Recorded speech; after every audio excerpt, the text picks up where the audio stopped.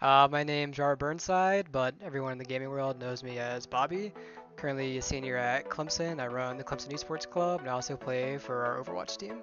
I feel like stereotype is just you're sitting alone in your room, with like Cheetos, Mountain Dew, just mindlessly playing. But I don't think a lot of people realize that how much like mentality and mindset goes into it. Big slam coming. Got 5. Big slam! I said there's something don't worry. Look, MLB tonight. High drive! Left field! It is out of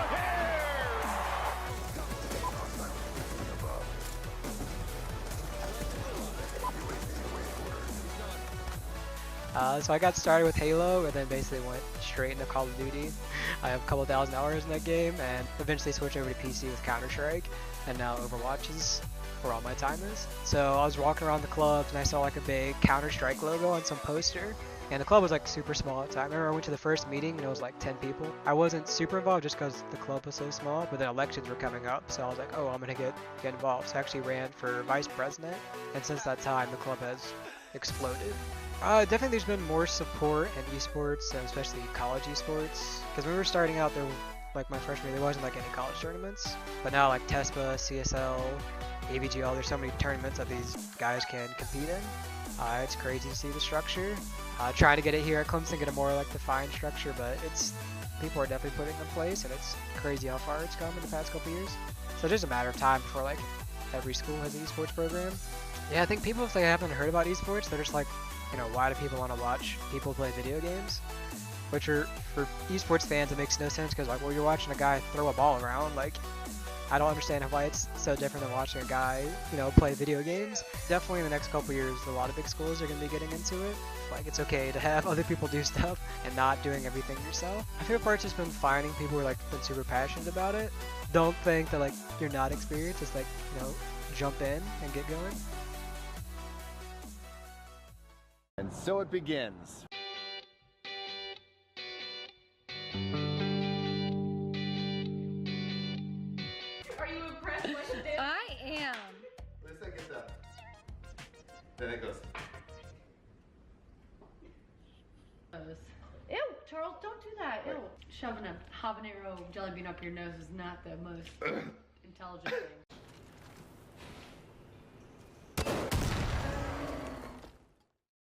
If you want to just go ahead and get started, we can jump into question number 1. Tell us who you are and a little bit about yourself. My name is CharlesTrippy, and I make videos on YouTube for the past 13 years now. Well, it's just saying that you make videos on YouTube doesn't quite do it justice, though, does it? You have the Guinness World Record for the most concurrent videos, or what's actually recorded? I've been doing daily videos on YouTube, obviously, for 10 years now. So that's over 3,000 or 4,000 days, and I haven't missed one day. Wow. As a result, I have a Guinness World Record, and I've been featured in Ripley's Believe It or Not 2 or 3 times now. Ripley's Believe It or Not. I didn't have that come up. What was the Believe It or Not? I think the fact that I'm an idiot and I don't know how to stop working. I think that might be it. I don't know. It's probably the whole not missing a day thing. Mm-hmm. In 10 years. I think that's, believe it or not, this idiot's been doing this long.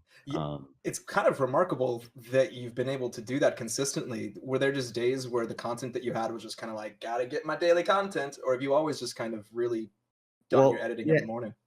I've been very fortunate, like, because I tour with We the Kings, it's my band. Mm-hmm. So we tour all over the world, and as a result, I get some pretty cool footage. I've gone through some pretty stressful things in my life, and I still filmed it. I've gone through 2 brain surgeries, one of which I've actually filmed. So that's online. You can literally see inside my fucking head. That was a crazy video, by the way. I had to watch that. Honestly, I've only got to watch it one time. I can't watch it anymore. Yeah, it's gnarly, especially when you're sitting there and you can remember vague things, and then putting, like, okay, I remember hearing to say this thing, and now this is the picture of what they were doing. It's gnarly. So long story short, content's pretty easy at stuff days like that. But yeah, I don't know. It's some days like it's just kind of like you have to like find the mundane and just make it slightly interesting. But I think the best thing is you're able to push yourself so you don't get into a rut of not being inspired and not being bored, essentially. So you're constantly moving around trying to do things. Mm. And then you get such a cool fan base, you can bring them wherever you want to go. So for example, I've moved over to Twitch for a little bit and started doing some gaming. And those people watch the videos, like that whole live aspect of almost watching a daily video live, I guess you could say. Yeah, no, Twitch has been a huge source of content for people these days. I know for us, it's the main focus of the people that we typically interview is Twitch. And a lot of them are saying that they start on YouTube and the monetization structure is kind of pulling them over to Twitch. Is that is that what's causing you to go over there, or is it really just they kind of like it better? It was kind of an extension of both. I do think YouTube is like essentially screwing over a lot of creators, especially ones that have been around to help build the site. Not just saying I built the site, but people that I the same generation that started in 2005 that helped build the site are kind of getting pushed aside for the Logan Pauls, the Jake Pauls, all those people that are doing the really extreme clickbaity stuff. The AdSense really loves them. The algorithm really likes them. So the older guys tend to go to different platforms. And I've had a Twitch account since like 2014 or 2015. I just, thinking about it, I kind of wish I stuck with it back then too. But I think a lot of people are going over there for the fun aspect of, playing games and having the interaction of a live show. But the partner program is pretty decent with the revenue sharing. So I think a lot of people are like supplementing YouTube's shittiness with Twitch. Yeah, no, I think that's a really good point. The shittiness of the algorithm and how it's favoring more clickbaity stuff versus authentic content generation isn't really validating all the time it takes to edit your YouTube content, I imagine. So when you have something like Twitch, which is kind of passive content, it's disproportionate, right? Yeah, it's like the greatest videos in the world. Not to say mine are, but like some of the greatest videos on YouTube that I've seen. If they have a very normal title, nobody will see them. But if I said something like guy kisses random girl on street, then guy gets punched in the face, it's like, come on, are you fucking kidding me? It's like garbage. It's like going through the like grocery store and seeing National Enquirer and things like that. To me, that's what the equivalent, just another form of media. No, I think that's very similar. It's quick, it's unverified, it's catchy, it's literally meant to catch your eye and have right, exactly. I'm really trying not to say the word clickbait because I hate it so much, but we all know what we're gonna say. So we know that type of content. Yeah. So what is it like watching that level of content fall? Because we would think over time that we would get better and better at it, but it seems more like it's devolving than evolving. What's your opinion on that, and how have you kind of been battling it in your own channel? I obviously, ours is a little bit different because we don't do like entertainment in the sense of like scripted entertaining. So it's a more of like you find yourself kind of morphing how you live and who you are in order to basically please the algorithm, which is not a way to live. And actually the video that I'm uploading when this interview is being taken was me just going off on the whole situation and just basically saying, this is how I want to live my life. Probably going to piss off a lot of people, but it had to be done. It had to be said. So it's a lot of older YouTubers I've noticed are kind of doing that. They're just kind of breaking, they're snapping, and they're kind of just saying either enjoy it, go watch the National Enquirer, go watch the drama, or kind of chill with myself and a bunch of other people that I know that have been doing this for a very long time. And just know that we're not going to do those things necessarily, if that makes any sense. Like we'll try to be more reliable in the sense of the content. And because there's a lot of really, really talented people on YouTube. I'm going to exclude myself because I just feel like I'm a lucky person on YouTube, but really, really talented people, and they don't get the notoriety and the recognition. And I think that sucks. It sounds like you're kind of taking up a little bit of that Shane Dawson model that he recently did with, was it Logan Paul or Jake Paul? When he kind of did more of a third-party analysis of a trend, not necessarily of a person. Is that kind of the I saw he was doing that kind of stuff. Yeah, because recently we've had a lot of people wanting him to do. I've known Shane for 10 or 11 years as well, because he was one of the original guys. But a lot of people have been asking him to do one on myself and a close friend of mine, Shay Carl, as well, because we've been doing the daily videos just as long as each other. He's just has missed several days. Poor guy. But yeah, I know of that because he did something with Bunny as well, and the Graveyard Girl. Okay. And that's where I noticed that he was kind of doing that whole take on trends and things like that. So is that kind of what you were saying, the video that you're uploading, where you kind of people are just kind of snapping and doing more of a reflection of the major trend rather than creating their content or their traditional content? Yeah, kind of. It was just more of me just kind of like laying down the law of like, you know, this is what I'm going to do. It's going to probably piss people off, yada, yada, yada, take it or leave it type of thing. And it's something I probably shouldn't do as far as a career sense, you know, like you don't want to like piss anyone off. But at the same time, you can't keep making videos online, and the stress and the toll that actually happens to people online. I mean, you guys are in the entertainment field as well. If you're trying to please everyone, you're just going to be burned out and you're going to start hating the world.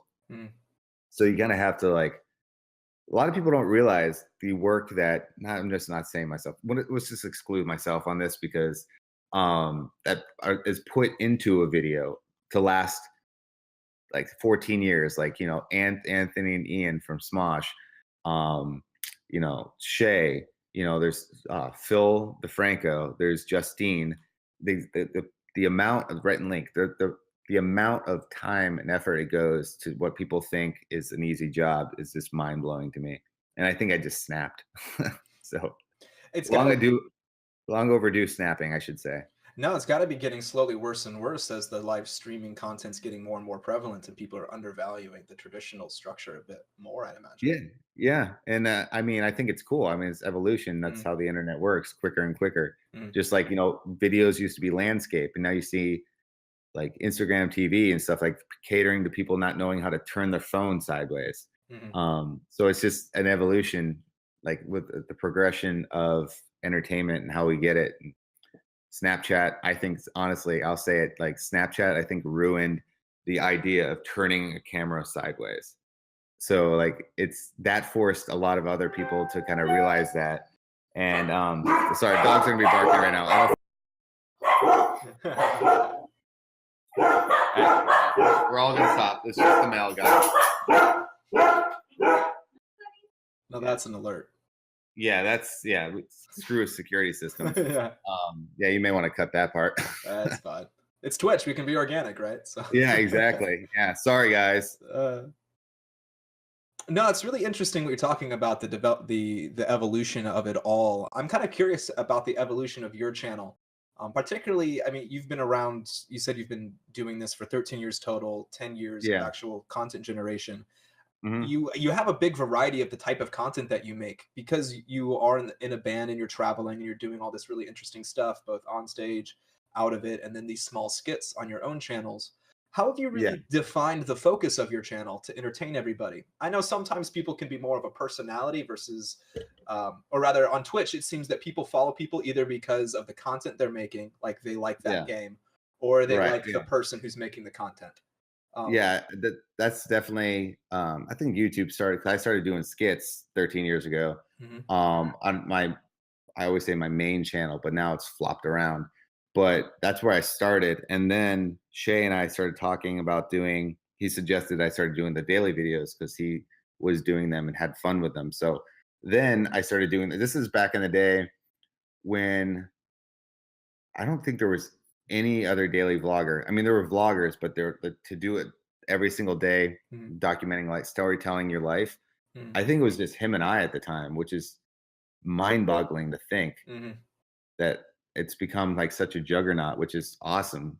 And I think it's like you said, like, you know, at the beginning it was more about like scripted comedy, and then, you know, then it became about cats, and then it became about it's just the evolution of the internet and stuff like that. And I think that was more entertaining. People liked it for the content.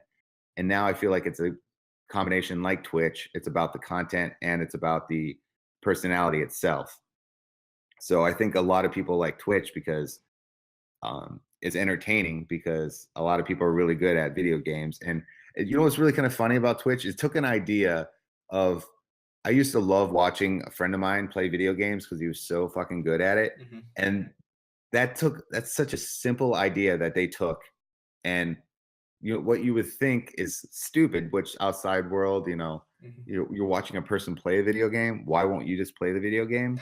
Yeah. It's you know what I mean? Like, so it's kind of taken that little step and just kind of bridged the gap. And I think that's phenomenal about this platform. Mhm.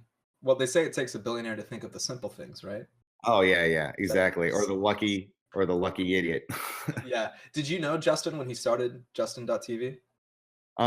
Actually, back in the day, yeah, him and like Justine were like really close to each other, I think. Mhm. Um, I I remember that. That's crazy. It was like that long ago. Hmm.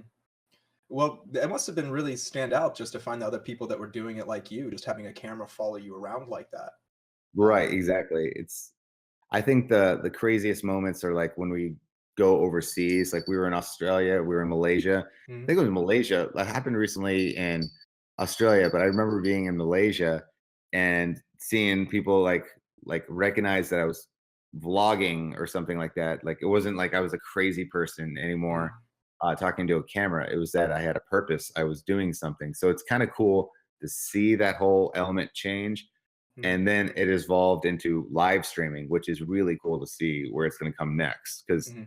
like when you do daily videos, you're like, oh, this is it. Like, what can you possibly do next? And then Snapchat comes and you're like, oh, what could possibly come next? Oh, Mhm. live video. Okay. What's after that? Am I going to go to people's houses and hang out or something like that? You know what I mean? Like, it's always really kind of cool to see, like you said, a billionaire takes makes the coolest things, or thinks of the simplest things. Mhm. Um, I don't know. I think the evolution of entertainment is pretty cool, and I want to say Twitch seems to be the end all. Like, if you're sitting there watching somebody play a video game, Mhm. what can go next? You know what I mean? So it's kind of cool because you always think it's the end, but then something else comes. Mhm. Now, what I really find amazing is the specific thing that you're doing, the vlogging concept and the idea of Mhm. filming yourself on a daily basis. It's one of those things that, if you follow the trends, is going to be one of those ubiquitous kind of behaviors.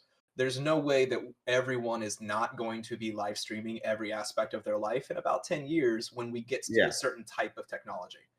I yeah, think the Snapchat glasses, those the spectacles that they got, is yeah, a great first stage example. It's just they're only able to snap JPEGs every now and then, like early yeah, security cameras did. But once they're yeah. capable of live streaming video, then why turn off once they have all day battery life, right? Yeah, exactly. What's really kind of funny is I have right now Mm, one of those Google glasses I'm holding in my hand. mm, I don't know if you remember I do, those I where do.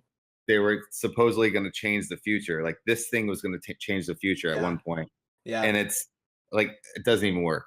So I it's just I would argue it did change the future because Google had it pushed have it a forward. different Yeah. mentality. They kind of want to trigger. So there's this like competitive arms race amongst all large tech companies. Mhm. And the game wasn't really around wearable headsets yet. We were still Right. kind of focusing on the headset or the phone. So it wasn't really, and there was a couple small companies, but it wasn't really until Google kind of launched that Google Glass, introduced a consumer or dev edition, but almost consumer level head mounted display where other companies started really introducing their prototypes. Like we got HoloLens a couple months later, things like Yeah, that. it's I do kind of backtrack because that's a very good point because it's always the first thing is always terrible, not terrible, but it's always inspiring. Hmm. That makes a lot of sense. Hmm. It's so goofy when I put that on my Oh face. yeah. It's obviously not fashionable, which is I guess the point is you kind of see the roughness and you go I can make that better. Hmm. So I definitely see your point on that. So it did I guess it didn't change the future, but it inspired the future to change, I guess you could say. Yeah, it kind of kickstarted that arms race a little bit, probably. Yeah. But what's Yeah, cool yeah. about that, though, is the concept that it kind of validates this weird behavior you've had for a decade now of filming yourself all day, every day. Like, Mhm. I'm sure in the beginning, people didn't quite respond. I mean, favorably. Were people around you comfortable with this new thing that you were doing? How did? Like personal Yeah, friends yeah, and things like yeah. that. Exactly. It was seen obtrusive, maybe. Yeah, it was. It even today, like it's Hmm. very weird. I have friends that are like doctors and things like that. Yeah. So I have to blur their face Hmm. and because obviously you can't go to a doctor one day and be like, oh, I saw you in the vlog doing the dumbest thing in the world. So you know what I mean? You Yeah, gotta yeah. like some friends you gotta like protect because it can be kind of intrusive and evasive, and it's I don't know. It's very interesting. At the beginning, it was very intrusive for people to because there wasn't really anybody. So when I remember bringing it to my parents, my dad. Okay, so my dad was in the Greg Allman Band for a very long time, so he's been a musician in the entertainment world for a very long time. So he's got the personality. So I think I got a nice mix of both my family. He's got the very like my dad's very charming. Like he's very like outgoing, like he can like do entertainment very well. My mom's very soft spoken, very shy. So like when I showed my dad, he was like, "Oh, this is really cool. You know, how do you do this? What is this? You know, what is this thing?" My mom at the end at one point, I remember she got really uncomfortable. But then my sister really liked it, so she started vlogging and she did it for a couple years. But she also has a professional career, so she had to balance those two things, and so she ran into the same issue, whereas had to take a step back. But I don't know. It's kind of cool to see how that kind of has evolved and changed and accepted in society, I should say. Where do you think you are on that scale of it being adopted? Do you still feel that it's new, or is like this live streaming Periscope model really a tipping point, or it was like the selfie model a tipping point? Where do you think it's kind of become more normal? You know what? I'm gonna say it's there, but you know what I mean? It's always gonna take, like I was saying, it's gonna go some extra step. But I feel like it's like I said, if I'm in Malaysia on tour and some random person's like, I know exactly what you're doing. You know what I mean? I went to Australia. I know exactly what you're doing. I think it's getting to be more widely accepted. Yeah, I think the word vlog is very well known now. Yeah, most people don't even do just raw text blogs anymore. It's almost a waste of time. Yeah, it's yeah, exactly. You know what's so funny is like 10 years ago, everyone was blogging, and I remember I did this. It's the dumbest thing. It was this reality show called Next Internet Millionaire, and they were like, it was like, I want to call it like MLM, like marketing, but they used blogs and text and websites. You know those annoying like landing pages that say, scroll down for a free trial. Oh wait, you're leaving? Here, we'll offer it for 60% off now. Oh, you still don't want it? Yeah. 80%. Oh, you still don't want it? Here, it's free. Just come back. Click this ad. Yeah. And I remember doing that, and I was always getting so much shit because I was constantly pushing the idea that video was going to be the next step.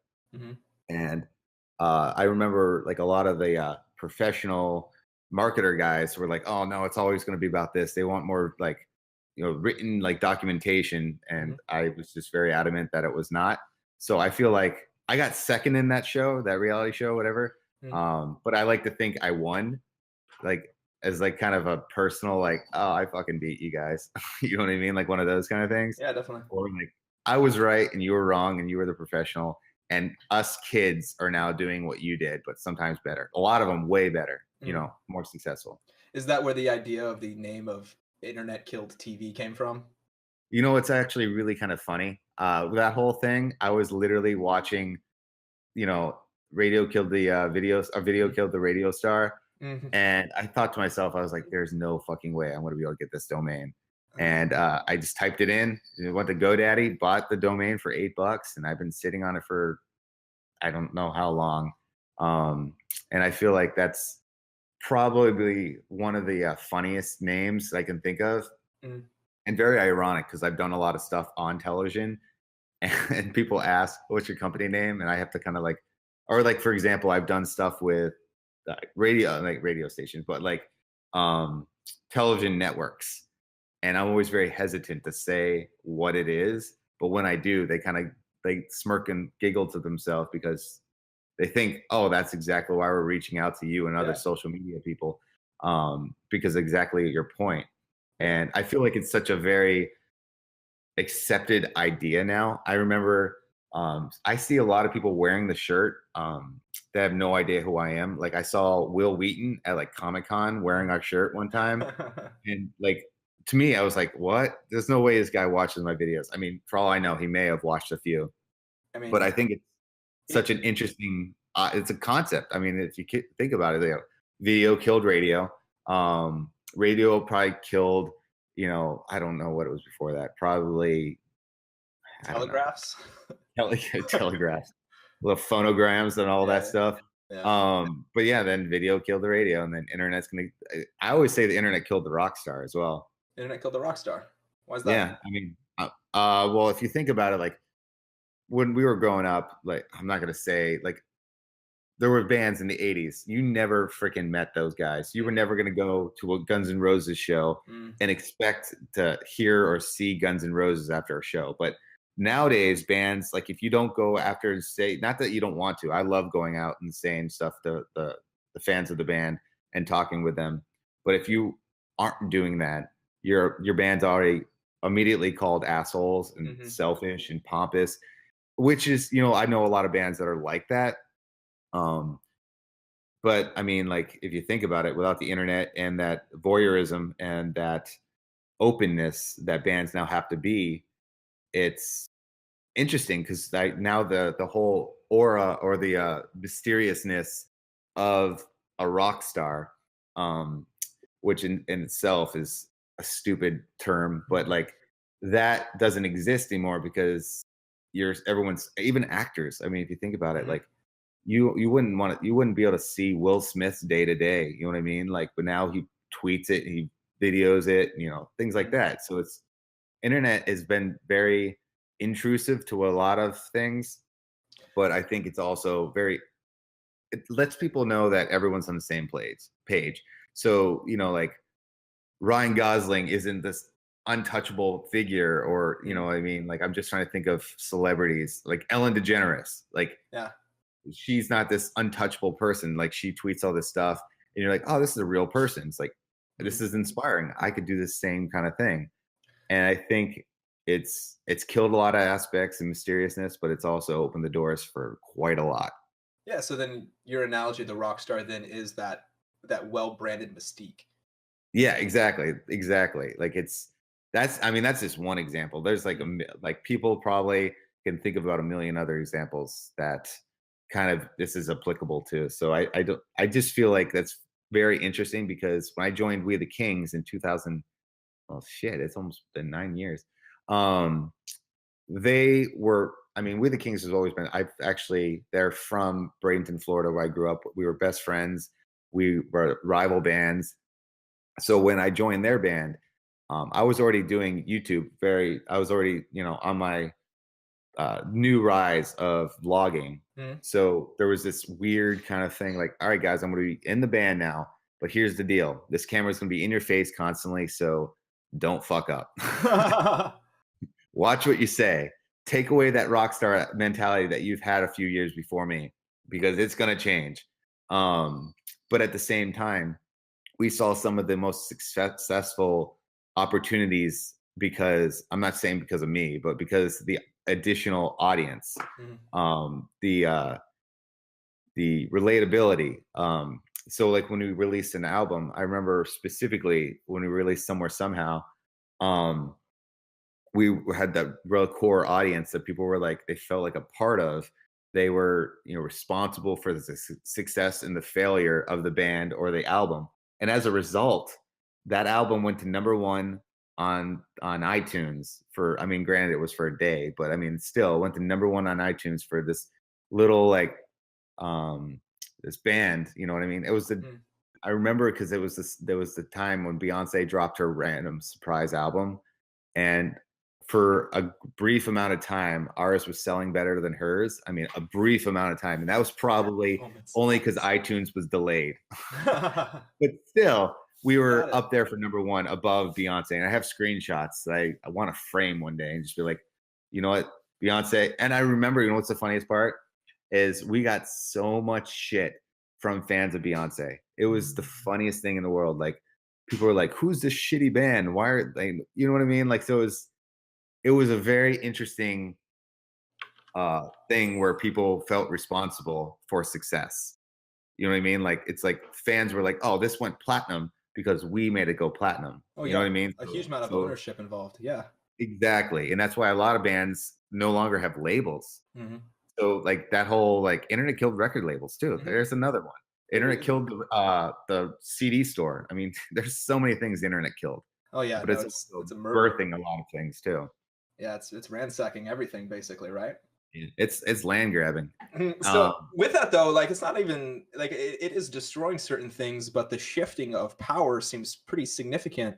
I see a lot of allegories between what you're saying and as far as the social media presence and the independent reaching out and being a real person is making the band stand out. It's less that mystique, but at the same time, each one of you is garnering a certain celebrity, which wasn't quite as accessible as it was before, right? Right. I mean, Yeah, I see exactly. we operate a lot in the esports industry, and I see a lot of comparisons between the band and the members of the band, and then some of these esports teams, and then the players of the teams. And there's a big difference on the larger scale when you're starting to see these bands that the band has celebrity or the team has celebrity versus Right. the independent people that make up the band themselves are influencers and the kind of impact it can have in the community as a result. Right, exactly. And it's you know, it's exactly what you said too, the ownership. For that album, we actually left our label. So that was all labelless too. So a lot of younger bands saw that this was, I mean, if you think about it, like a lot of YouTubers and just, I mean, Twitch streamers, you would think that you need to be under management. You need to have this giant like network of managers and agents. But usually most of the people that are successful on Twitch, YouTube, Instagram, all those are just somebody talking to a crappy webcam. You know what I mean? Looking at that stupid little green light on your computer, and you don't need all that stuff. And a lot of my friends that have started that way have become multimillionaires from just doing things about themselves. Like you don't need that stuff. And I thought that was the most attractive thing about the internet is that you're your own boss. Whether you're aspiring actor, I mean, think about it. Like Justin Bieber started on YouTube. A good friend of ours, Charlie Puth, started on YouTube. Actually, really funny story. He wrote our old theme song. So like all these people are like getting discovered. There's actors being discovered. There's musicians, just comedians. I mean, if you think about it, it's very insane how like it's, like you said, it's like kind of got its hands in everything. But yeah, it's very interesting. I find it incredibly empowering the way that you've watched it shift and like kind of dancing along the traditional shows and the newer shows all at the same time while being on this on the music side of it, which is one of the largest industries probably to be disrupted, and the TV side of it all at the same time. I got a question though. It seems like your main channel itself has been a skit channel, a variety show, and you kind of just decided the content based off of your lifestyle and the fun things that you and your friends and partner will enjoy to do. I did notice though that out of the 4 channels you have and the nearly 2 million followers, subscribers across them that you managed to pull, you've started to do, or at least you used to game a lot on these channels. Well, I don't say a lot, but some of the channels you would game a little bit. You had the Twitch for a couple of years, like you said, that you gamed some on, and you kind of recently have reactivated a little bit after taking a couple of years of hiatus on that. Right. What's the cause for that? Kind of follow me through that process of the stop and the restart, and kind of where your mind was at. Well, so the I had the idea of doing video games. Like, I was a co-starter of my ex-wife, and I started this thing called Drunk Gaming. So we had this concept, and we made this. We didn't put it on Twitch. This was on YouTube, and it was pretty successful. Just very difficult to, wrangle up people. Like, think of Drunk History. How hard it must be to get somebody to focus.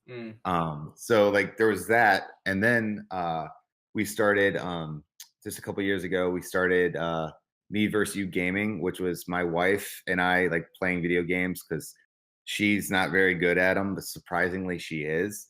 If that makes sense. So it would be her and I constantly battling each other on these things. So we made it kind of like a comedic skit, almost kind of like what Twitch streamers do, but more edited and condensed. And then I started doing, or I'm starting to do, Charles Sucks at Gaming, which is not an exaggeration. I I've never once said I was a good gamer, except Mario Kart. I will fucking kill anyone in Mario Kart. So as a challenge, or Mortal Kombat. I saw I'm pretty the good. video you made. Allie sucks at Mario Kart. It's really Charles is great at Mario Kart. Yeah, exactly. So and what's been kind of nice is that I'll play a lot of people that I watch the videos too, and then my idea that I want to do is transition that slightly to a more produced version on YouTube, but still have the live aspect as well. But if that makes any sense, I like the idea that it's live, but I also like the idea that not everyone wants to sit down. Like, I'll be surprised if anyone's watching this right now to this point, to sit down and have focus for that long, if that makes any sense. So because I don't have that kind of focus. If I was to sit down right now, like if I was watching this interview right now, I probably would be thinking about a monkey clapping a cymbal kind of thing. Like, it's like my brain does not have that attention span anymore. So I like the idea of taking something that works really well live streaming and condensing it to short form, the best 3 minutes or something like that. I'm with you all the way. That's actually the main premise behind what we're doing here. Twitch, we do a 2-minute release, 2-minute condensed highlight reel, basically. Right, exactly. Smart. I mean, because then you get my attention, which I'm not alone on that. Very much. Yeah, we kind of derived it from posting long form videos, determining the average viewership of them, like how many minutes are they getting into average of these hour-long videos, and then trying to create content that matches that time frame. Just kind of seeing the wave. Yeah, exactly. That's one thing I do pride myself in our daily videos. Our watch time, retention span is actually pretty high. It's usually like 60 or 70%, which is insane for videos that are like 15 minutes. Yeah. It's crazy. But yeah, it's exactly. But if it's a boring day, you'll see it go up, and then you'll see, oh, look, something shiny, and then they're gone. Yeah. So it's one of those, you just see the difference. Al, you've had now almost, I mean, this number may be larger at this point, but I saw one online reference on a Wikipedia fandom site saying that you had almost 85 million views across your videos at this point. I think it's almost 900 million. 900 million? It might be over 1 billion actually between everything. You know what? I typed out 1 billion and I was like, no, that can't. It's a crazy number to think about. I know. Yeah, that puts you up there with like one Psy video. How does that feel? Yeah, also it also makes me feel really bad. So it's like, I've been doing it for so long, but once like Psy just posted a video and hit 1 billion in like a week, or even like Eminem posting like Kill Shot and having a record-breaking view of like, what was it, 400 million in like 24 hours.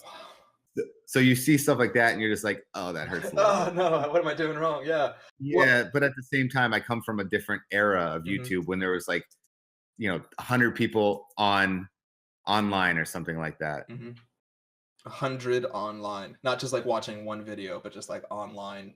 I feel like there's like everyone's on AOL 3.0 at this point. Yeah, by comparison, a decade. Yeah, easily so. Yeah, that was about when I was graduating high school, and we didn't even have formal structures like Battle.net yet. We couldn't compete games yet. It was still early. I mean, we didn't even have iPhones yet at that point. No. I actually, we just did a yard sale, and this is actually kind of, it ties into like this whole element, because I found my Half-Life 1.0 install disk. I remember every time I'd have a corrupt like file, I'd have to reinstall it. And then I'd have to download an update on dial-up. And I remember that being the most ridiculously long thing in the world. Yeah. And I've actually played a game before on our videos, and I've like made jokes. I'll be like, does anyone recognize this sound? And I would play like the dial-up noise. Yeah. And a good 70% have no idea what that noise. And that's mind-blowing to think that you're always on the internet. Like you don't have to sign in. You just literally open your phone, hit Safari or Chrome or whatever you're using, and you're there. And I think the instantaneousness of the internet is crazy now. I mean, you and I are both on the older edge of millennials. I don't actually even know if you technically count as a millennial. I think it's 84 and after, right? Is that? I'm at 84. Yeah, you're at 84, right? I just hit it. Yeah, so that would make you probably one of the oldest tier of millennials that you could be, which means that you and I are one of the old categories of people who remember a time before the youngest categories of people that remember a time before the internet. But even so, if you were to adopt it, you were probably one of the early adopters of the internet. That makes me feel really fucking old, dude. No, I feel you the same way. Like, back in my day, I used to walk 15 miles to school. Yeah, right. I figured out that story. You can walk uphill both valley. Yeah. You're walking down Yeah, on the other exactly. side. I figured it out.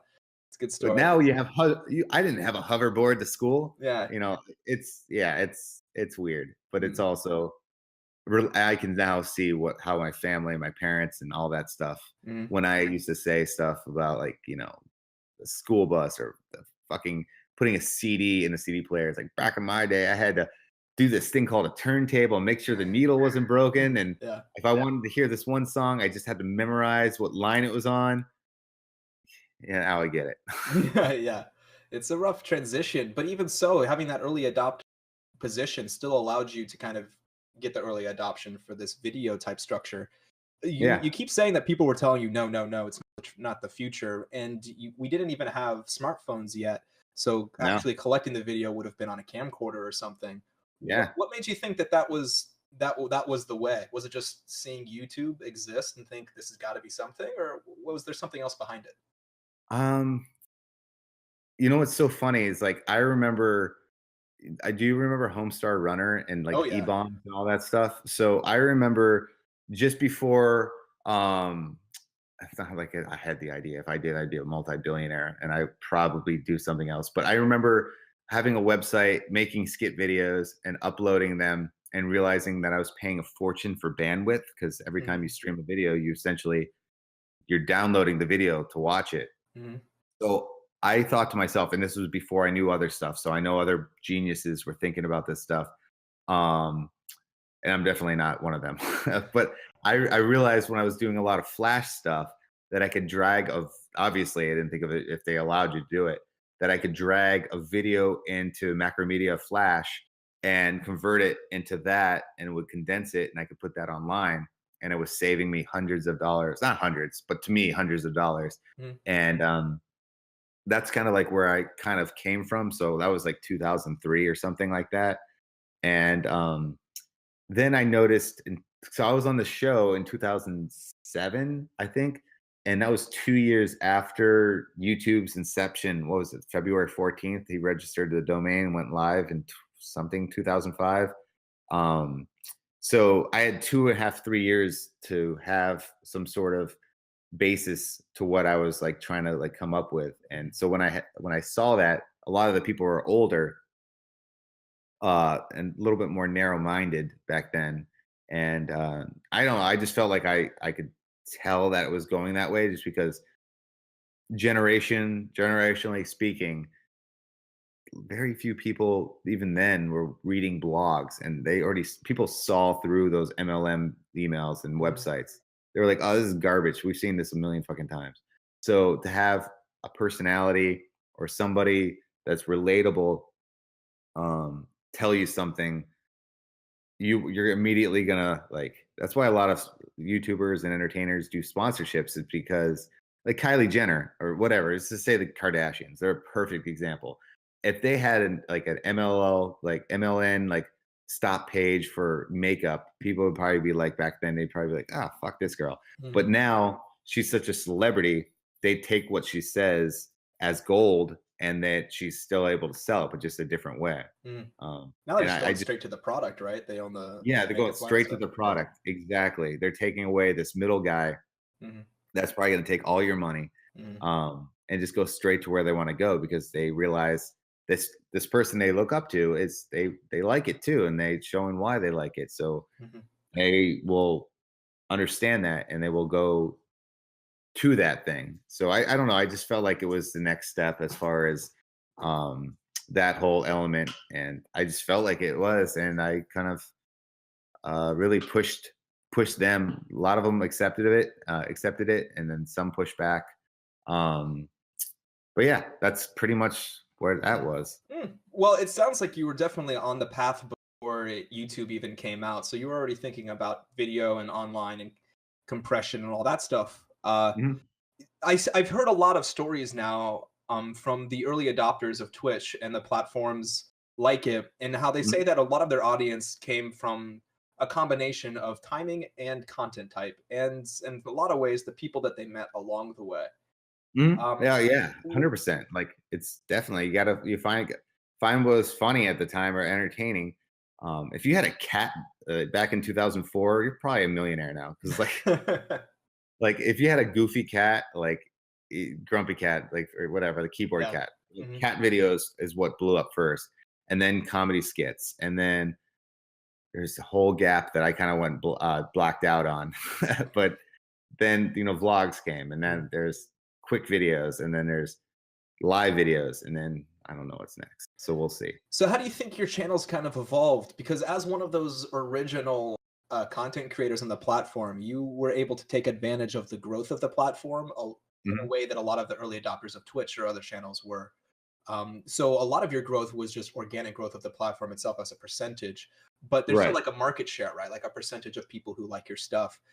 Right, Did you, yeah. how did you find yourself kind of jumping around, or did you notice this kind of balance going on of just YouTube's growing, so I'm growing, or is it because I went and met iJustine and now some of her audience knows who I am, so I'm growing even quicker now, or is it just like I made that great cat video? We found a Oh great no, cat. exactly. I mean, everyone probably has a video that's like was a catalyst for themselves. Mhm. But YouTube, and this is what's so fucking annoying about YouTube, is everyone's money hungry. Everyone's just looking out for their own ass, and there's no collaboration, or there's very few collaboration. It still exists, but it's not. See, YouTube, and this is one of those whole like back in my day kind of things, but like YouTube was about not money. It was about just having fun, entertaining, and just enjoying what you're doing. Mhm. Somewhere along the lines, we all lost our way once money started getting involved, and the collaboration effort went kind of out the fucking door. But it used to be like, you do a video with so and so, and then that's you crossing. So like theirs would come to me, mine would go to theirs, and that's how I would say 90% of the older YouTubers that stuck with it, that's what they have as far as a basis for how they were able to be successful, Mhm. in Do my you- opinion. Do you think you also were successful because of that cross play, or was it more of an Oh yeah, yeah, Yeah. definitely. A lot of my friends, I'd go out to their, like Shay, for example. Him and I were the first. I like to say we're the first daily video vloggers or storytellers. Because I would go to his videos, his would go into mine, and then obviously we just kind of mesh together, and the viewers would be like, "Oh, this guy's doing this, this guy's doing this." Like one's a family vlogger. Hands down, Shay's the first family vlogger like on the planet. If anyone disagrees, they're a fucking idiot, or they don't know what they're talking about. Yeah.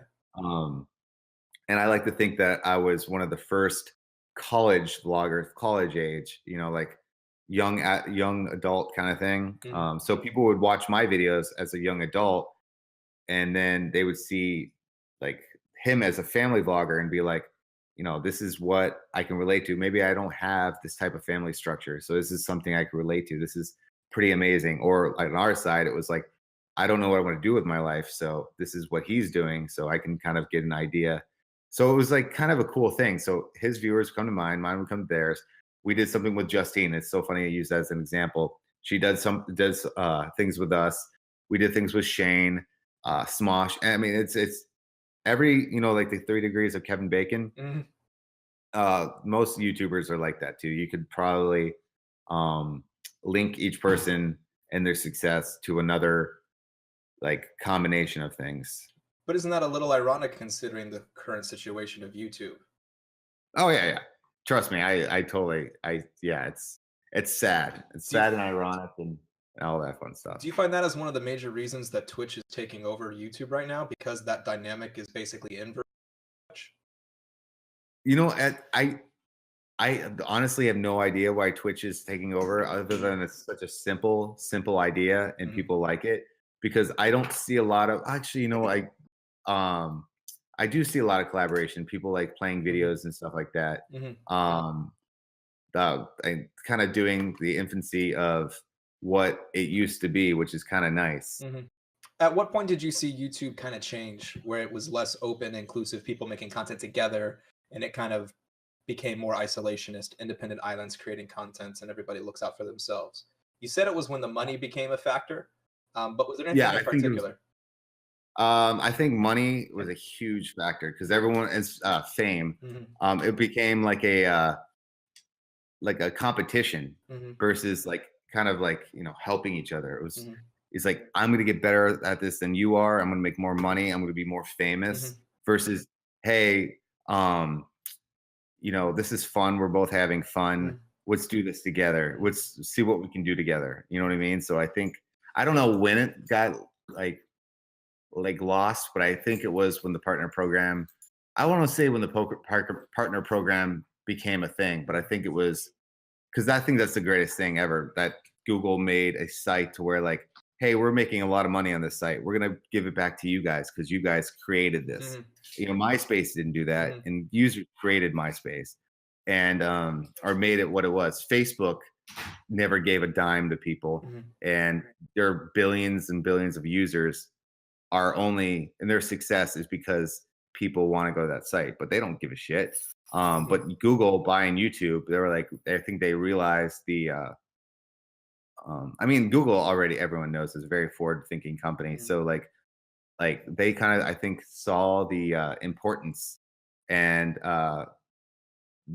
realized that, hey, if like we piss these people off, they realize we're making so much money off their content.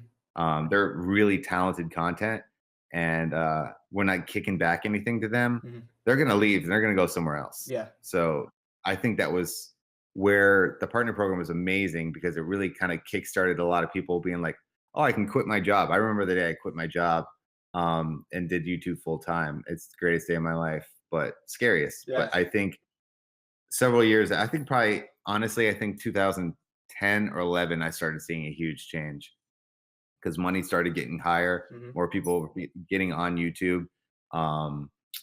So I'd say 2000, I'm going to say 10 or 12. I'm going to move it to 2010 through 2012. I started seeing a huge dynamic shift of lack of collaborations and more competition. I'd be interested to see how that correlates to the adoption of mobile internet and the viewership explosion that came from smartphones. Because you did start before smartphones, and in 2006, 2007, the first iPhone was out. By the 3 or the 4 version, we had the Edge network got upgraded a little bit, so people could actually start using YouTube videos mobily. And I think, and then because 2000, like you said, then we got 3G, which is that was the future. But yeah, for the longest time, YouTube didn't accept like mobile versions. So I remember the viewership was very low on mobile. But I remember also noticing one day logging into analytics and being like, oh wow, 70% of my viewers are on a mobile or video gaming device or smart TV. But yeah, I think that skyrocketed views because accessibility went higher. did that change? But at the same time, Sorry, go ahead. oh no, I was just saying, but at the same time, you know, like it's also creating more competition because you had all these eyeballs, but you just want them to look at you. Did that change the way that you created your content when you noticed that kind of explosion on mobile versus a desktop audience, or was it just kind of the same thing to you?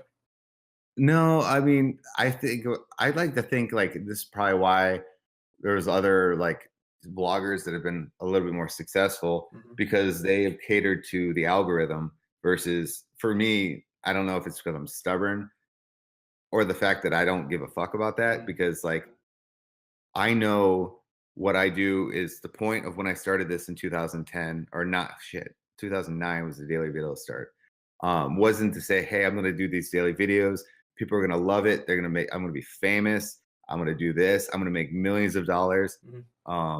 It was more, hey, I'm going to tell this story for myself. Like I always use the example. The reason why I started doing that, other than the fact it was a bet, was that I want proof that one day I was once cool to my future kids, or that I at least thought I was cool. Because you know, like my dad was a rock star. He has gold records and stuff like that. But as a kid, I'm like, oh, Dad, you're embarrassing.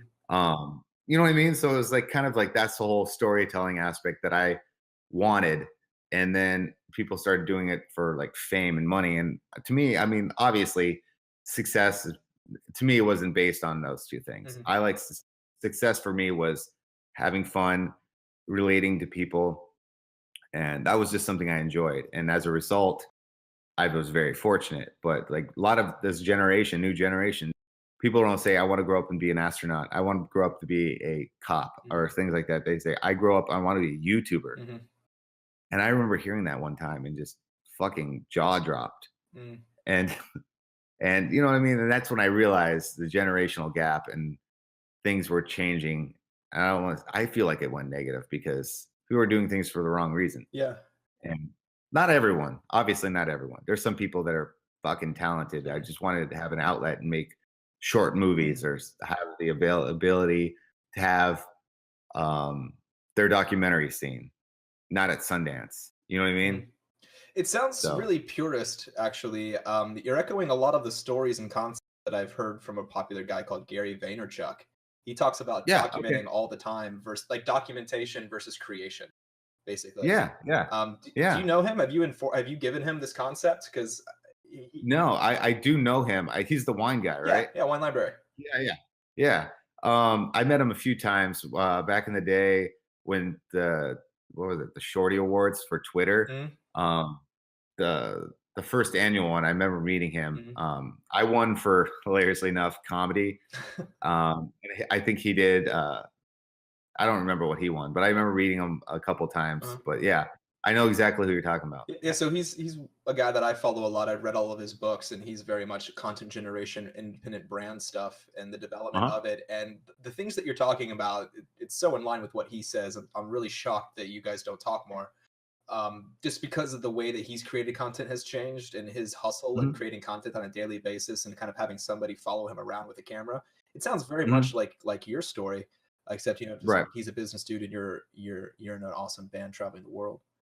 Right. Yeah. That's what's kind of crazy. You made a good point. Like he's in a totally different genre of people and career wise. And I do this thing, but we're all able to like come together as the same. We have the same comment.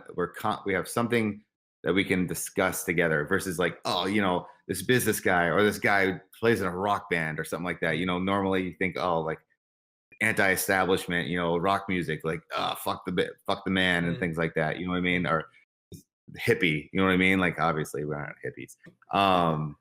But you see what I'm saying? Yeah. But at the same time, these two stereotypes come together as this one thing, one common goal or one common similarity.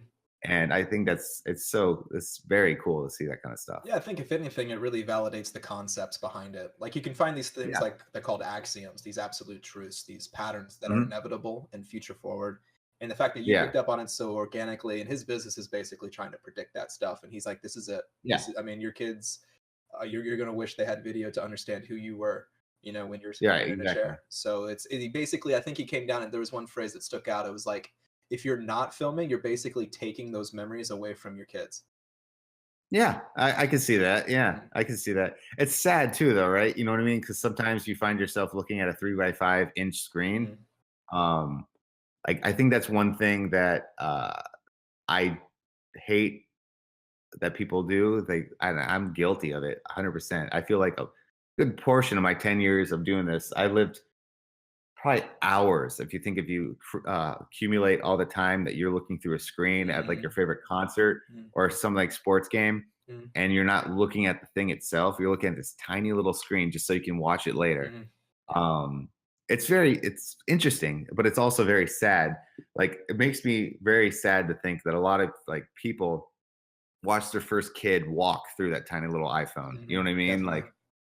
Like, but at the same time, it's like you do get to relive that moment, but you never actually get to relive that moment. You can watch it later, but you know what I mean? Like, so it's very interesting, but at the same time, it's very sad. Do you ever find yourself just taking a moment and not filming it? I know there's that movie, Secret Life of Walter Mitty, like Sean Penn's, like sometimes I just enjoy the moment.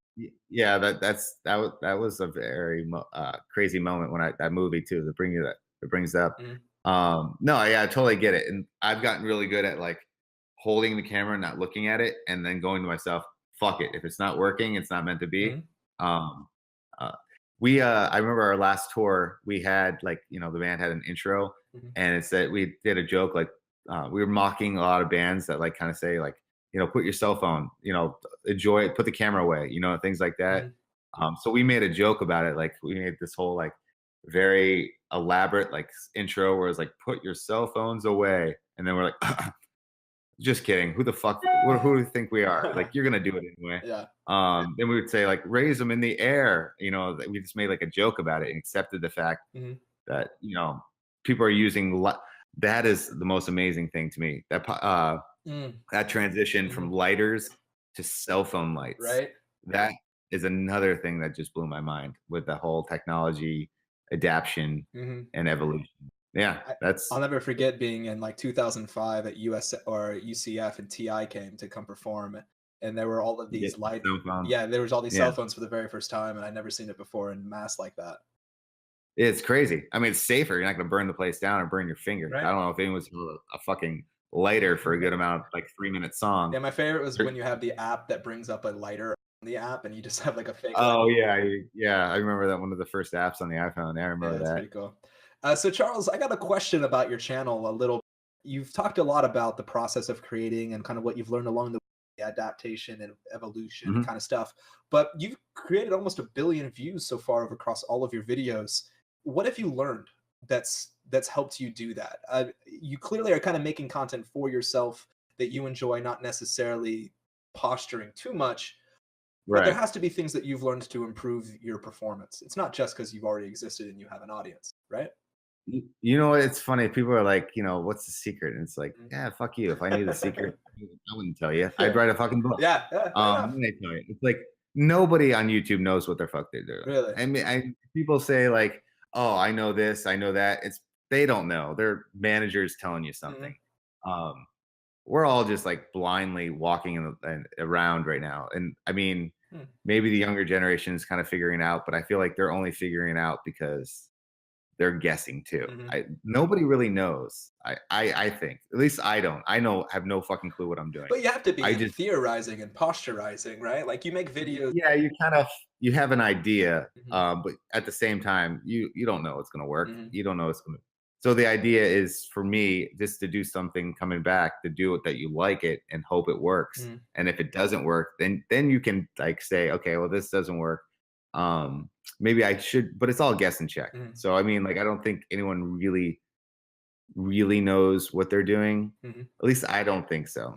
But I mean, I could be completely wrong. I mean, I think you're pretty on point there. That everyone's basically just has a foundation, all the new techniques as frequently as they can, and doing small iterations. Right. Without any kind of like larger kind of path, maybe. With a few exceptions. I mean, I don't know if you've seen the channel Binging with Babish. That guy's on point. No, see, that's the thing. There's so many YouTube channels now. I have no idea. This is actually the video guy for Gary Vaynerchuk. He happens to like to cook, so he ended up making a channel where he cooks food from like famous TV shows and video games. Genius. It's hilarious. Yeah, it's just it's just kind of like sometimes you see somebody who has the audio technical ability and they kind of like try to go execute it, and they have like modest success, but it's not like he's not even as big as your channel. So like the concept. Well, yeah, it's crazy, but then you have to say, you got to measure success. Are you measuring because of financial? Are you measuring it because of views? Are you measuring it because of love? You know what I mean? Like, so there's so many levels of success. Like, I know, like I said, I know millions. I know YouTubers that made tens and tens of hundreds of millions of dollars and things like that. But at the end of the day, it's like somebody who makes like a $300 check on YouTube probably is just as happy. You know what I mean? Because they're still doing it. They're successful in their mind because they're doing something because they like it. It's not something like, it's not monetary. If that makes sense, I guess. It does. No, so I'm still kind of in that like getting through. It's only been a couple years beyond that stage of that large size. So it's really nice to remember, or to firsthand remember, and then still work with all these micro influencers who are still getting their first partnerships. Their first month independent. Like you said, the first month that you were able to independently support yourself was absolutely huge. Right, exactly. And I think that's really cool. That's really cool for a lot of people. It's very inspiring for a lot of people. And I think that's, obviously I'm not talking just like me, I'm just saying in general, it's very inspiring that these kids are now looking at YouTube as a way of an outlet, a release, a positive release. So I think I think it's really cool. I'm with you. Almost everything I do is on YouTube or Twitch based. So Right, exactly. I can't even support this in the future enough for how much I believe in it. I actually have Right. questions since you've been basically before YouTube doing video content online, and you've kind of worked your way through it. You have an idea. Internet killed the TV. What's Mhm. going to kill this version? Do you have any ideas of maybe what's next? You know what? A lot of people ask me that, and if I do, I'm gonna have it. So don't worry about it. Once I figure it out, I'm gonna own it. Yeah, I can't wait for that. You like you said, the Jenner, you got to make that product and push it. You got Yeah, the you got to eyes. figure it out. Yeah. And I always wonder that, like, what's gonna kill video? Mhm. And like, I don't know. I honestly don't know. Maybe virtual reality. Mm. Um, but at the same time, will it really? Mhm. Because I will never adapt it. I don't like it. I don't like going. I don't mind watching something, Mhm. but I don't like the idea of altering. Like, I don't know if you saw the Oculus commercial recently. Mhm. I saw this one where it's like, it's a first person view. It's you know, relate to this person. They show like, this Indian woman like weaving or something like that. And then they cut to this guy climbing a glacier. And then they keep saying all these things. And it's like, relate to these people, do this kind of stuff, see the world. And I remember like it was literally yesterday, I was watching a movie and I looked over to my wife and I was like, are they pushing see the world by fucking sitting at your house? Mhm.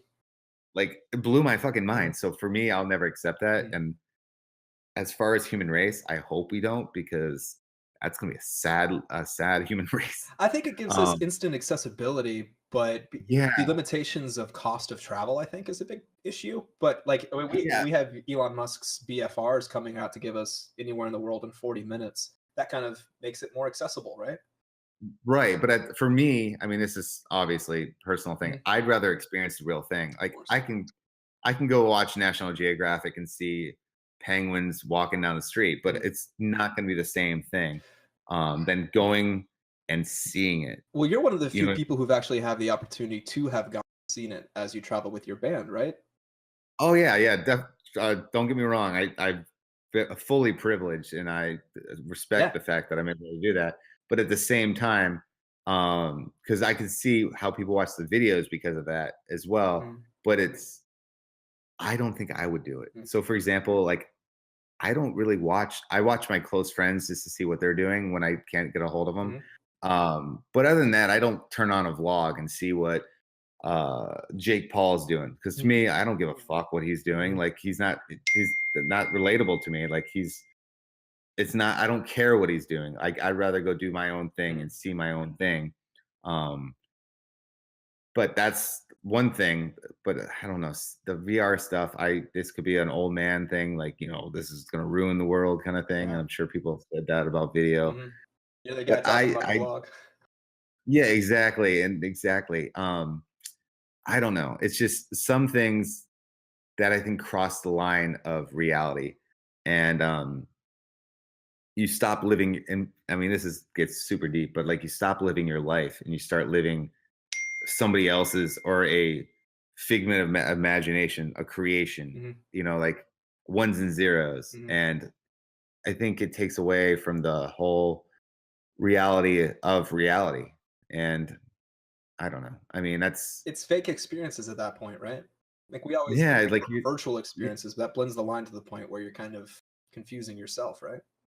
right, yeah, your sensory deprivation, all that stuff, Mhm. like, you're sensing that you're somewhere, like, versus just you're like I remember saw this VR game of playing baseball, and I was like, "Just go out and there's things called sticks, and you can crumble up a ball, I'm sure you could find one, just hit it. You don't have to go outside, you don't have to be Ken Griffey Jr. or Frank Thomas, like, you could just literally go do these things, and that's where I think that's where, like, I kind of um like have that mindset is that some of the VR takes it to the step of there's cooking ones. I mean, seriously, Mhm. there's a stove in your house, I'm sure, if not a microwave. Everyone's got to learn You don't somehow, though, right? For sure. yeah, you don't have to pretend to flip a burger. Yeah, I'm sure your dad or you can teach you how to do that on a grill in the that's backyard. true. So that's where I started thinking, I was like, this is ridiculous. Um, because there's one thing I think to see things like movies and stuff, like you can see these things, Mhm. but to like take your way take yourself away from the desire to actually do something, Mm.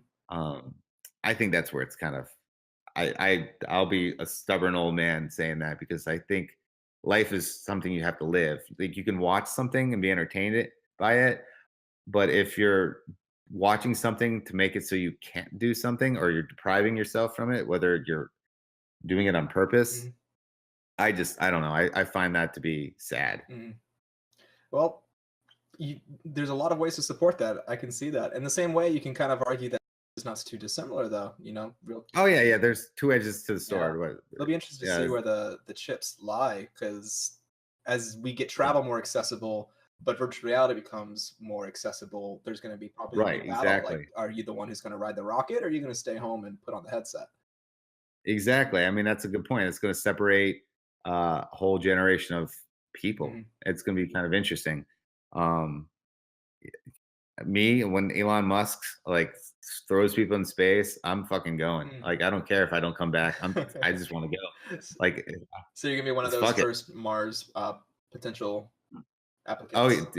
you think I'm kidding? I've literally, uh, I like put money aside. I'm like, when this happens, 'cause it's gonna happen our Yeah, generation. definitely.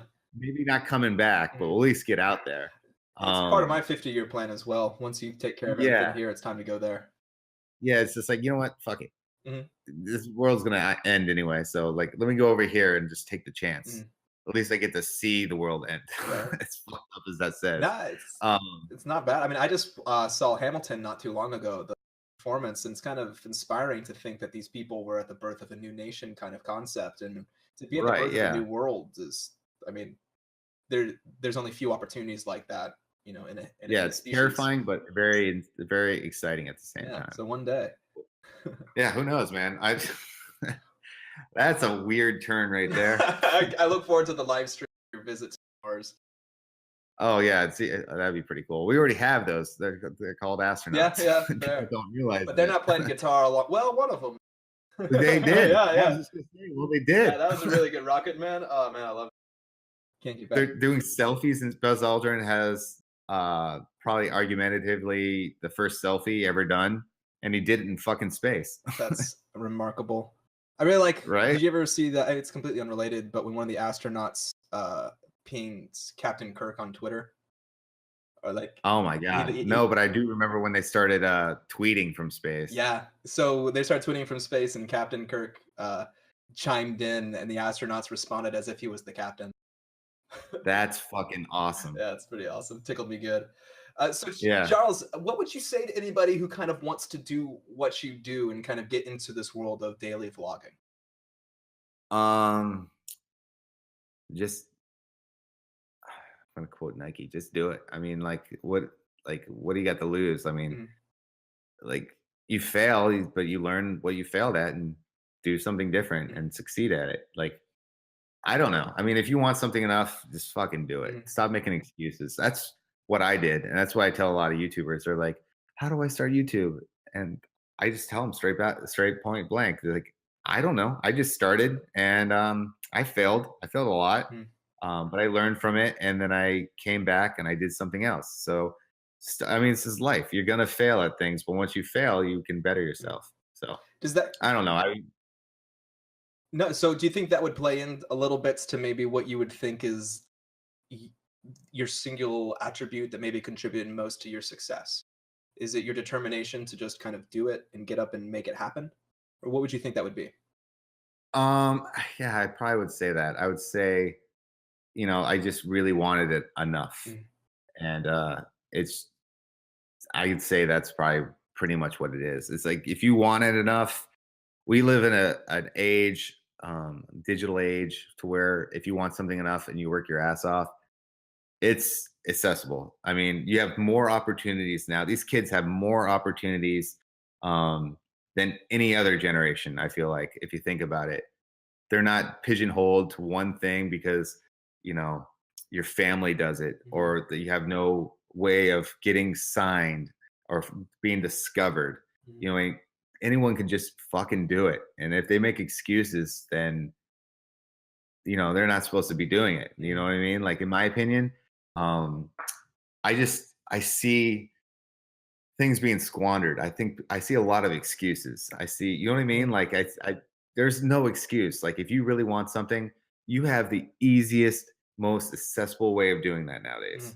No, I completely I mean, empathize. There's never been more yeah. opportunity, and never has that opportunity been more accessible to the average person. Yeah, and I right mean, now. it's just going to get more and more. There's more and more. This next generation is, I don't know what they are, generation whatever.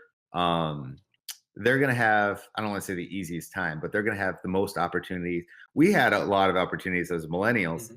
I don't. What is after millennials? I don't know. Is it like Z or something? I don't know. Something like I that. don't know. So they're going to have the most like crazy amount of opportunities, and then the one after that, their kids. I don't even know. I can't even fathom it. I just hope I survive long enough to be able to see it because it'll be fascinating. Oh yeah, I've got a lot of thoughts on that. I think we're gonna live to be real. Yeah, right. Exactly. That's a whole other conversation, though. We can meet up Exactly. for a beer and talk about it sometime. Yeah, exactly. What do you think? Go ahead. No, I was just sorry. It was just a pause, like a filler. No, you're fine. So, what would you say that out of these last 10 years, you've traveled a lot, being a part of a band, and all of this has got to be just character defining for you. But what do you think has been the most memorable piece of it? You know what? I think I'm going to be very like stereotypically sappy. I think being able to relate to people going like on tour or just going at the conferences and have somebody tell the story about when they watch this video. I think the craziest ones are the ones where it's like I thought about killing myself and then I randomly found your video. I think that was like one of those like, what the fuck? Like that was one of those moments where I realized this was out of my control now. Like this has become its own thing. And I don't know. I feel like that's kind of, for me, that's where things started changing. And that's the biggest moments of my career. It's such a weird thing to say this is a career, but like, that's kind of like the biggest thing for me. Like it wasn't swimming with sharks, literally jumping off a building, you know, skydiving. It wasn't, I mean, those are fucking cool, but it's more of the human connection that drew and draws me to this job and keeps me going. Like literally in today's video that I go in a little bit and start editing is about how this started as a story and something relatable, and that I started finding myself doing things for views and I was getting angry at myself. So today's video is me going like, you're gonna be fucking pissed. And for those people who are pissed, get the fuck out of here. I don't care. You know what I mean? Like, so it's like one of those, like, I got to go back to what made me want to do this. Even if like 5 people are going to watch the videos, at the end of the day, is it something that I'm still going to be proud of? Or am I just selling myself out? You know what I mean? I do. I think a lot of people, or at least the people that I've been fortunate enough to do so far, podcast have kind of emulated the same things that you've said. It's the meaning that people and the impact that they've had both on them and that the people have had on them personally. Right. Yeah. Inspiration. I mean, like relatability. It's crazy. And a lot of it does revolve around these events as well. Now that you're on Twitch and you're kind of doing some gaming stuff as you're maturing your channel, and you do a lot of stuff, so it's just part of what you do, I know. But do you ever go to these gaming events? Will you be going to one like TwitchCon coming up in San Jose? I would love to. To be completely honest, I travel so much. Like when I'm not on tour or traveling, I become like this really like hermit. Like I don't like doing anything. Like it's so funny. Like I was on we did Warped Tour for 2 or 3 months, whatever it was. I can't remember. Kind of black out. Right when I came home, I was home a week, and my wife has been planning this RV trip. So we went all over the country, and she doesn't travel as much. I mean, she travels with me. She comes on tour, but I get jaded. I'm like, oh, you know, I've already been there. I don't want to do that. But then I kind of stop and I realize she hasn't been there. I should do this for her and not be selfish. So it becomes these things where like, I don't know, like I just get so tired because like went on tour for 2 or 3 months. She wanted to do this for 3 weeks. I was home for a week. So I did it. Obviously it was amazing, but I never had time to just be home. And then I was home maybe another week, and then I had to go right back out to Utah. I'm home now for a week and a half, and I got to go back out to LA. So you know, like I got to go travel so much, Mm. and I respect the fact that this job requires that. Mm. But at the same time, I try to not go as many Mm. places. I would love to see it. You know, I've always wanted to go to Comic Con and things like that. Mm.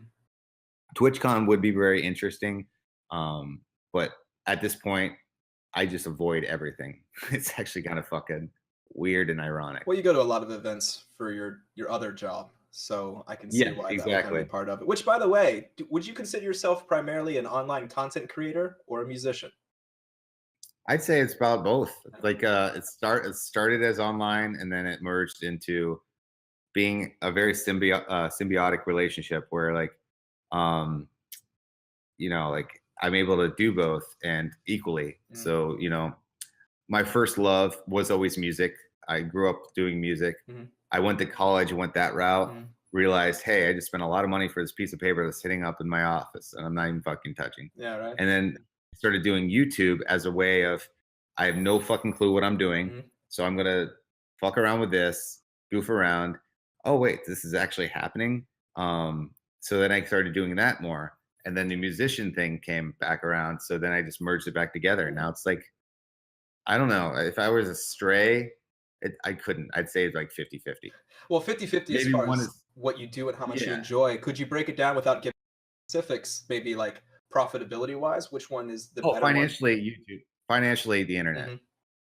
That's Like musicians don't make money. yeah. Like they just don't make money unless you're um constantly on the road. Like I know a lot of bands that are constantly on the road and we got families, you know, like I'm the only one that doesn't have kids right now. Same. All the other guys have two kids or something Same. like that. Yeah. Yeah, so it's like, you know, they don't like being away from their kids, which is 100% respectful. Mm. But like, you know, unless you're constantly touring, you're not making a huge income. I mean, you're able to do it. Obviously, if we're doing it, we're able to financially continue because everyone's got mortgages, houses, Mhm. you know, families. But as far as being lucrative, YouTube and the internet in general, because I can just go YouTube and like, you know, if that's dying, I could go over to Patreon. I can make a little community there. Oh, if that's not working, I'll go to Twitch. Oh, still not. I'll go to you now. You know what I mean? So you're not just like stuck playing like touring and releasing albums. You have various outlets. So I'd say lucrative and financially, it has to be the internet for me. Do you think that's Um, been disproportionately advantageous to you in the ability to kind of keep creating music and the quality of your music, knowing that you're not really 100% reliant on the paycheck? I mean, there's it kind of. Luckily, I'm not the songwriter because I'm not very good at it. Our singer is actually fun little story. You know that Avril Lavigne song, Yeah. "Love Water." He Okay. wrote that. Oh wow. Yeah, so he's and our other guitarist wrote Boys to Men's last single. So it's kind of crazy, like, but the reason why they have these opportunities because a combination of new media and old media. So it's Mhm. like creatively, I think it doesn't hurt me because I never was a songwriter. I just play music and enjoy it. Mhm. I'll help, but like I don't have that sheer talent. Like I'm good at other things. I'm good at being myself. I'm good at editing. You know what I mean? So I don't think it like hinders either one. If anything, it helps. Do you find yourself making, or have you made most of the on for We the Kings? What do you mean? So there's a lot of your YouTube channel. I know you don't post as frequently, maybe monthly, roughly. But We the Mhm. Kings Twitter has 282,000 people on it. The YouTube has 963,000 followers. You've grown Mhm. that significantly. You said that it came after your YouTube career, so I'd imagine that you had a pretty big impact on that. Was it how much of that content are you kind of editing up and responsible for yourself, or is that kind of a separate monster from your personal channels? Oh, separate monster. Our Good. drummer Danny, who's it's funny. Danny was already making these things called King's Carriage, which were like skits before skits were skits, kind of thing. Mhm. He did it on those old VHS cameras Mhm. on the band for the band on tour. So he was doing a lot of that stuff on the YouTube channel. Mm. And then I grabbed him and started showing him vlogging and this other thing. Then he started doing it. Then our singer started doing it briefly. I love Travis. He's the most talented person I know, but he's got severe ADD. He gets like ooh something shiny. So Yeah. like he did it for a brief amount of time and then he found something else he wanted to do, which is how he works. Uh-huh. But Danny started doing that, and he brought this whole other crowd as well. And then I don't know how the YouTube thing has grown so well. I think because like it's just the internet, man, Spotify and all that shit, iTunes, streaming and all that. Like we had a song just recently go gold, and it's 4 years old. Whoa. Yeah, it's like so weird. Like it is just because somehow it started getting picked up on the internet, and then radio picked it up, and then we got a call saying, "Hey, this song is about to go gold," and we all looked at each other like, "That song is It's like we've released 2 albums since that song. What the fuck is going on?" But yeah, obviously you can't get mad at it. You just have to capitalize on it. So I have no idea how any of that works, and I just know it does benefit the band and it benefits musicians, hands down. But it also benefits the creator, like Danny and myself. We're more successful because I was able to show what, honestly, I think I'm probably one of the only daily vloggers that tours in a band all over the world. You know what I mean? Like nobody, not that I know. And then again, there's millions of other YouTubers, so I have no fucking clue.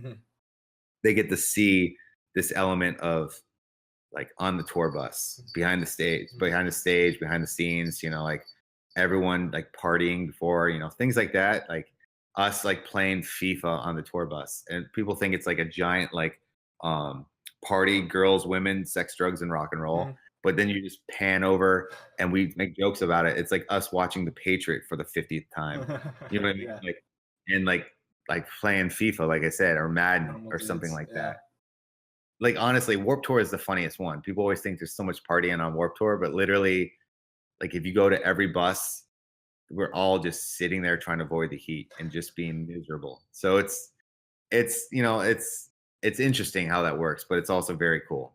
Sounds like a great LAN event, to be honest. A bunch of people sitting around with nothing but video game time.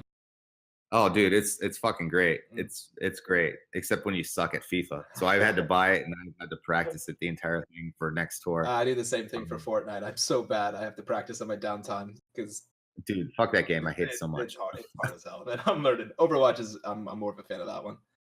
See, I'm a PUBG guy because I just like the realisticness. The whole like building shit, and like when we play shows and I see these little kids doing these dances, and I know what they're doing because I did play it briefly, and I see how young they are, and I get really angry because I'm like, this kid is 7 years old. This is the fucking kid that's killing me constantly. He is. You know what I mean? Like fucking little kid. Yeah, exactly.